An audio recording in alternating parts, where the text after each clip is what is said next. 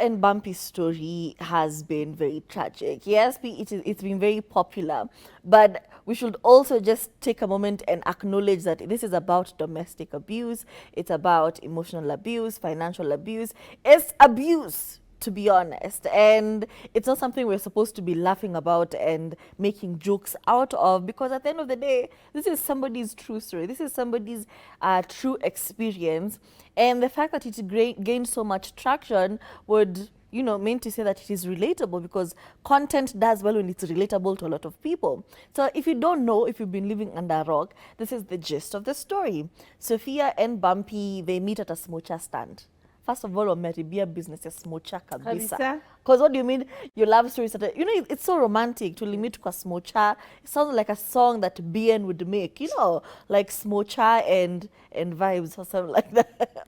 Anyway, they meet at a smocha stand. She was still in uni. She was expecting when they started dating, and Bumpy convinced her to have an abortion for whatever reason, and she did. Because, like narcissists will really tell you what is good for you, what is a better option for you. She was 20, so she was malleable. Exactly. Yeah. Fast forward, they are cohabitating, and it gets to a point where he's asking for threesomes, and she feels like she needs to actually oblige, or he will go out and seek somebody else, and they start bringing threesomes or other people into the relationship, and that goes on for a long time. And then after that, they actually get the customary wedding, which is the rorasho.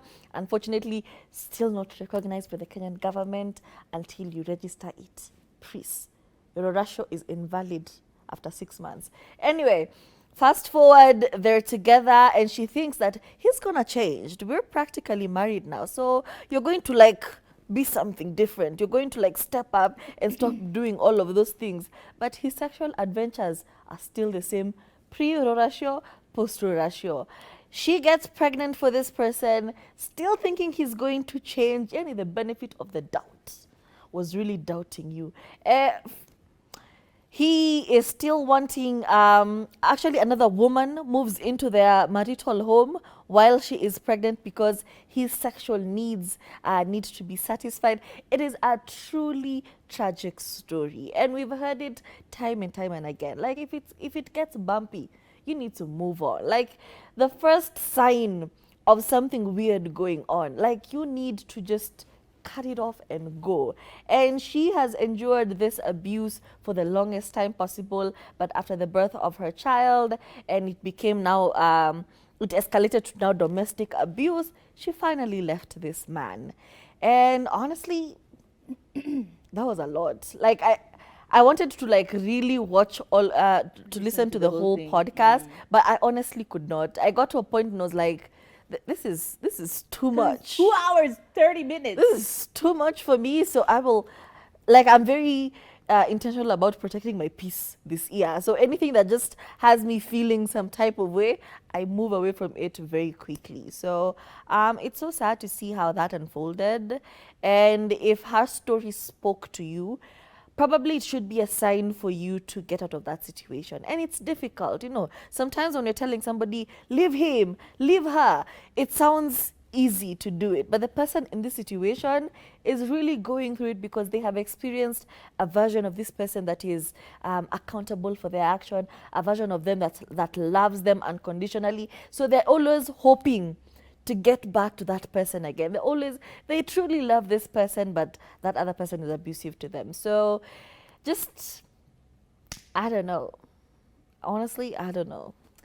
I know this was a joke a few years ago, but when we said there's a running joke that I feel like everyone getting into a new relationship needs to come with a letter. Yes. A letter from their ex. From your ex.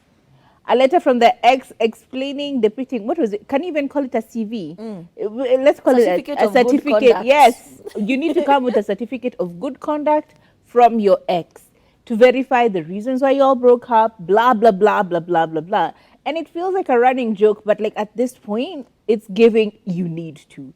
Because honestly, if you really think about it, had she seen that sign, because I've only listened to it for a few minutes, had she listened to the first sign, which was the ex-baby mama, according to him, the ex-baby mama, had she listened to that, had she really clearly listened to what the energy that is being given to her, the abusive messaging, the partner Bumpy saying, oh no, what have you done to her? Why are you defending the baby mama as opposed to defending her in that relationship? Had she been keen on all of these things, like, she would have a list a mile long of issues and trepidations that she has to go through.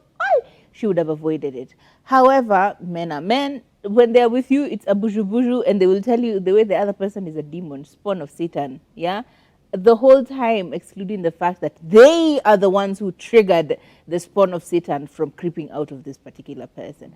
Look, relationships are tough, yes, but when we say tough, we don't mean the kind of tough where you have to be crying every day. It doesn't mean the kind of tough where you're begging for attention, begging for money, begging, beggy. That's not the kind of tough relationships we're talking about. Relationships are tough in that you have to keep working hard to make sure that you guys are aligned. That's it. As in, your intimacy is aligned, your conversations are aligned, you're learning about this person, and all of this other stuff. But the stuff was you're being beaten, that's not the kind of ride or die, is not the kind of tough that we're looking for. Girl, no. Boy, child, why are you riding and dying? Who wants to, please, kaa kwenyu, ukishindwa, ngojea mpaka siku yenye maisha yako ita make sense. This thing for rushing to move out of home, hey, there's so many things that went wrong with Sophia. I am so sorry you had to go through all of these things as a young girl, because 20 was so young. 20 was so young. We hope that we don't hear these stories anymore, because, well, it's giving it's giving escape from the clutches of hell.